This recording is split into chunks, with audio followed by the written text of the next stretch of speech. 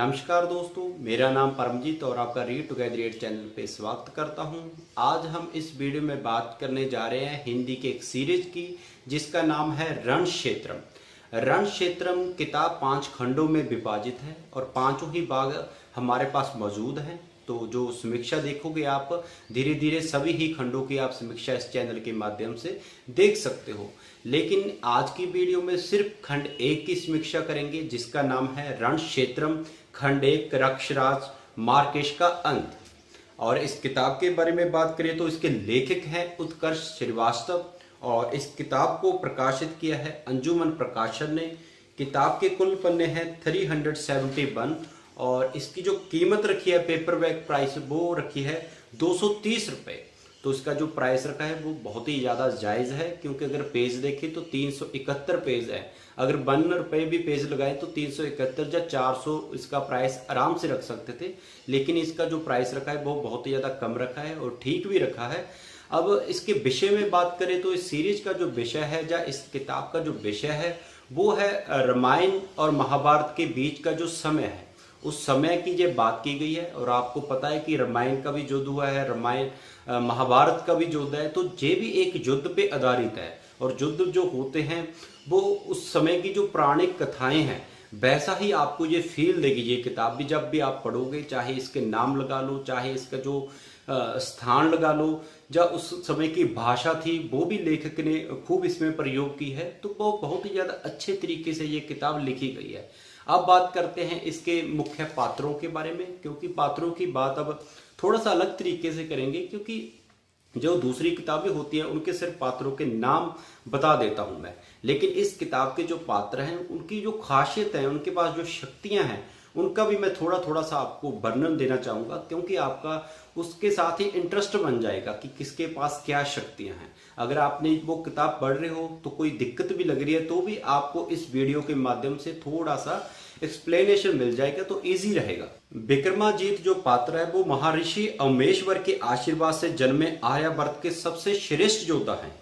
वहीं पे रक्षराज मार्केश असुरों का वह राजा है, भगवान महाबली का वंशज है। तेजस्वी वह योद्धा जिसका जन्म ही मार्केश के अंत के लिए हुआ है, जो मार्केश जो असुरों का राजा है। युगांधर नागों का सम्राट और विक्रमादित्य का पुत्र। बकरवाहु वर्षों से एक शराब मुक्त रहा एक असुर योद्धा जिसके बल की कोई सीमा नहीं है। भानुसेन विक्रमादित्य का अनुज एवं बकरवाहु का वरदानी। महाबली अखंड भानुसेन का पुत्र एवं बकरवाहु का वरदानी। तो जो भानुसेन है और महाबली अखंड है ये दोनों ही बकरवाहु के वरदानी हैं। और सूर्यम विदर्भ का राजकुमार और विक्रमादित्य के दूसरे भाई वीरसेन का पुत्र। तो ये जो 7-8 पात्र हैं ये मुख्य हैं, लेकिन इसके अलावा भी आपको 40-50 पात्र मिलेंगे। और इसकी जो कहानी चलती है, कुछ कहानी इस भाग में आपको मिलेगी, कुछ पात्रों का जो जिक्र है उनका जो मतलब प्रीवियस जो भी उसके शक्तियां प्राप्त हैं, चाहे उनको कोई शराब मिला हुआ है, उसकी कहानियां आगे धीरे धीरे दूसरे खंडों में भी चलती रहती हैं। तो ये पूरा इंटरेस्ट रहता है कि अगले पार्ट में क्या होगा, अगले पेज पे क्या होगा, ये पूरे ही इंटरेस्टिंग के साथ स्टोरी चलती है। तो और लेखक ने अच्छी बात ये की है कि उनका जो संक्षेप वर्णन है वो आपको पहले ही दे दिया, उनकी शक्तियों के बारे में उनका थोड़ा थोड़ा सा एक्सप्लेनेशन दे दिया, ताकि आपको जब पहले दूसरा पेज ही इस किताब का शुरू करें, पहले खंड से ही शुरू करें, तो आपको एक आसानी हो जाए, आप उन पात्रों के साथ जुड़ जाए। रणक्षेत्रम का जो युद्ध है वो असुरों और मानवों के बीच में है। असुरों की तरफ मार्केश है और मानवों की तरफ से विक्रमाजीत है, और दोनों का ही इस भाग में अंत हो जाता है, यानी कि वो दोनों ही पात्र मर जाते हैं। लेकिन और ऐसे बहुत सारे पात्र हैं जैसे कि मैंने पीछे आपको बताया भी है कि जैसे तेजस्वी, अखंड और नागराज से है युगांधर। ये 3-4 पात्र ऐसे हैं जो आपको पूरे कनेक्ट रखते हैं। आपको जब भी वो आते हैं स्क्रीन पे ही लगा लो, क्योंकि ये एक ऐसा प्लॉट है। बाहुबली की थोड़ी मैं बात करना चाहूंगा। बाहुबली फिल्म आप सबने देखी होगी, लेकिन उसका प्लॉट तो इस किताब का 10% है।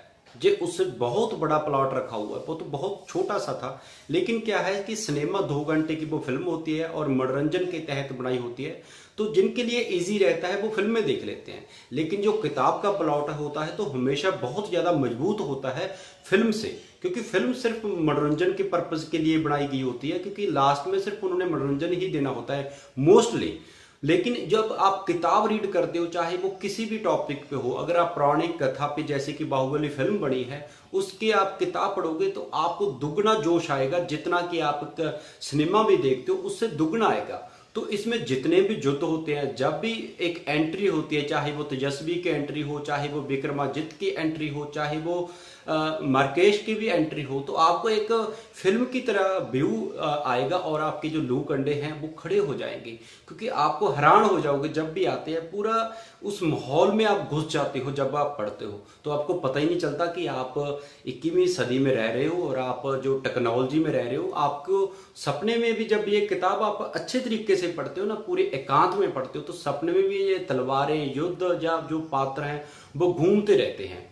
और खास बात लेखक की वही होती है पौराणिक कथा में, अगर उनके पात्र और उनके युद्ध या उनके स्थान, ये तीनों चीजें याद रहे, क्योंकि इसमें युद्ध कम से कम 50 बार तो इनका युद्ध हुआ होगा, कभी छोटा युद्ध कभी बड़ा युद्ध। अगर आपको वो युद्ध याद हो गए तो समझ लो लेखक कामयाब है। तो अगर इसके युद्ध की बात करें तो सभी युद्ध अभी भी दृश्य मेरे दिमाग में घूम रहे हैं कि कहाँ पे वो युद्ध हुए हैं, कैसे कोई नीचे उतरा घोड़े से, अशब से कैसे वो भाग रहा है, कैसे तलवार या कैसे पीछे से वार किया या किसी को जहर दी। तो सारे ही जो वाक्य हैं या सारे ही वो दृश्य हैं वो माइंड में है। तो ये लेखक की एक बहुत बड़ी कामयाबी है।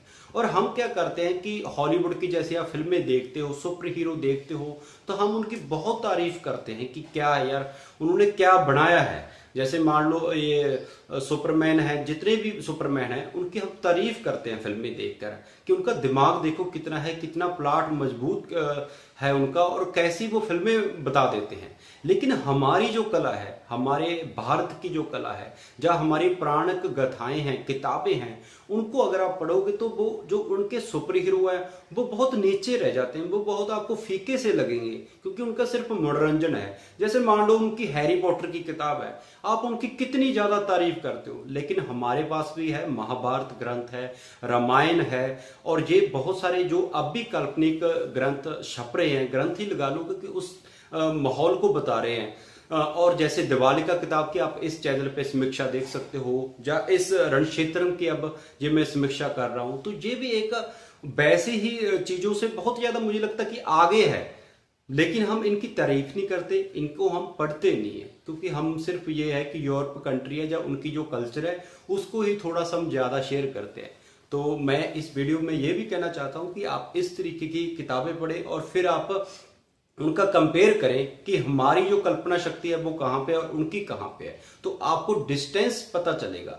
हाँ, मैं मानता हूं कि हमारी जो फिल्में हैं उनसे वो नीचे की लेवल की हैं, क्योंकि जिनकी जो उनकी कल्पना है वहां तक हमारी वो फिल्में नहीं पहुंच सकी। उसका कारण ये नहीं है कि हमारे पास कहानी नहीं है, हमारे पास बहुत सारी कहानियां हैं, उनसे बड़ी कहानियां हैं, लेकिन हमारे पास ऐसा डायरेक्टर नहीं है, ऐसी हमारे पास टेक्नोलॉजी नहीं है, ऐसे हमारे पास दर्शक नहीं है, तो उनके कारण ऐसी फिल्में नहीं बन पाती। ये नहीं है कि फिल्में हम बना नहीं सकते, लेकिन थोड़ा टाइम लगेगा, हम उनसे भी अच्छी मूवीज बनाएंगे, जैसे कि बाहुबली मूवी बनाई है। अब बात करते हैं इसकी प्रिंटिंग की, इसके कवर पेज की और इसका नाम की।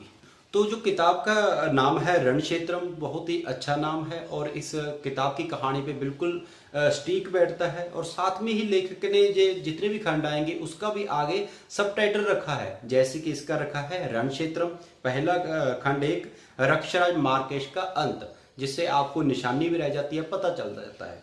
और अगर इसके कवर पेज की बात करें तो मुझे लगता है कि लेखक को थोड़ी और मेहनत करनी चाहिए थी, थोड़ा सा और इंटरेस्टिंग बनाना चाहिए था।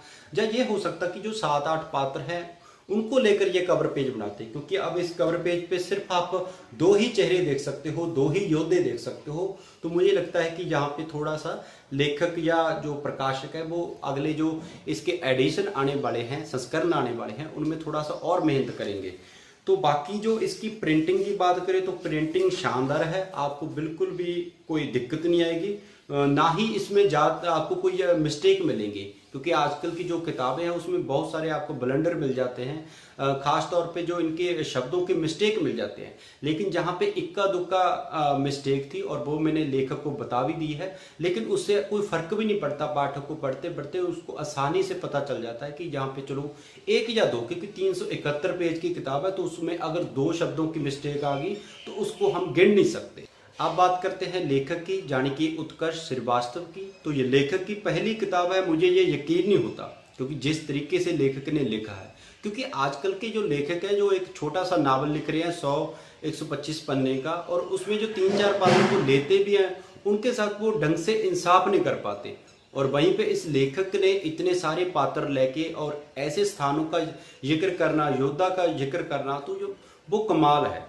क्योंकि अगर हम ध्यान से देखें तो 3-4 पात्रों के नाम याद करना भी मुश्किल होता है, और ऐसा कथानक लिखना, ऐसे पात्रों को लिखना और सारा हम वो समझबूझ के साथ लिखना, उनके साथ प्रॉपर इंसाफ करना, तो काबिल तारीफ है। और इनकी तारीफ भी होनी चाहिए, लेखक को इस चीज़ का क्रेडिट भी मिलना चाहिए।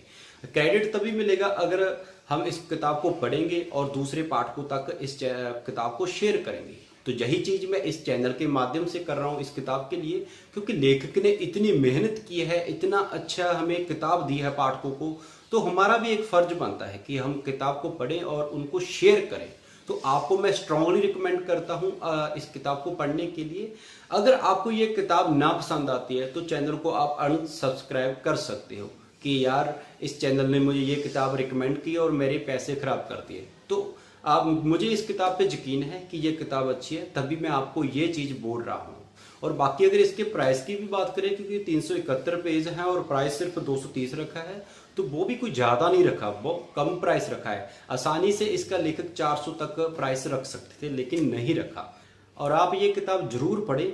और अगर आपको ये समीक्षा पसंद आई है, या जब ये किताब आप पढ़ लें, या आपकी ये पढ़ी हुई है, तो भी आप इस किताब का फीडबैक जरूर देना, और इस वीडियो का फीडबैक देना कहीं आपको कमियां लगी या और ज़्यादा एक्सप्लेन करना था। क्योंकि मैंने एक्सप्लेन इसीलिए नहीं किया कि आपका जो इंटरेस्ट है वो थोड़ा सा कम हो जाता है, क्योंकि अगर आपको थोड़ा सा ज़्यादा पता चल जाए ना, जैसे हम कोई समीक्षा रिव्यू देखते हैं किसी मूवी का, अगर हमको थोड़ी सी स्टोरी ज़्यादा पता चल जाए तो हम सोचते हैं कि ये छोड़ो यार, इसमें तो यही होगा। लेकिन जब आप पढ़ते हो या कुछ देखते हो तो वो एक अलग ही बात होती है। तो इसलिए मैंने सिर्फ कुछ पात्रों का जिक्र किया, या लेखक की लेखनी के बारे में बताया, किताब के बारे में बताया, प्रिंटिंग के बारे में बताया, प्राइस या इसका जो जिससे प्रकाशित कराई है, तो इन सारी बातों को मैंने इस वीडियो में रखा है। अगर आप चाहते हो कि थोड़ा सा ज़्यादा एक्सप्लेन करूं, तो मैं अगली जो वीडियो होगी इसके खंड 2 की, उसमें थोड़ा सा मैं आगे और एक्सप्लेन कर दूंगा। तो दोस्तों, अगर आप इस किताब को खरीदना चाहते हो तो मैं इसका जो लिंक है वो डिस्क्रिप्शन में आपको मैं दे रहा हूं, तो डिस्क्रिप्शन में जाके उस लिंक पे क्लिक करके आप इस किताब को खरीद सकते हो। और इस वीडियो में दोस्तों इतना ही, मिलते हैं किसी और वीडियो में किसी और किताब की समीक्षा के साथ। अगर आपने चैनल सब्सक्राइब नहीं किया तो इस चैनल को आप जरूर सब्सक्राइब करें और अपने और दोस्तों के साथ इस चैनल को शेयर करें। जिंदगी जिंदाबाद।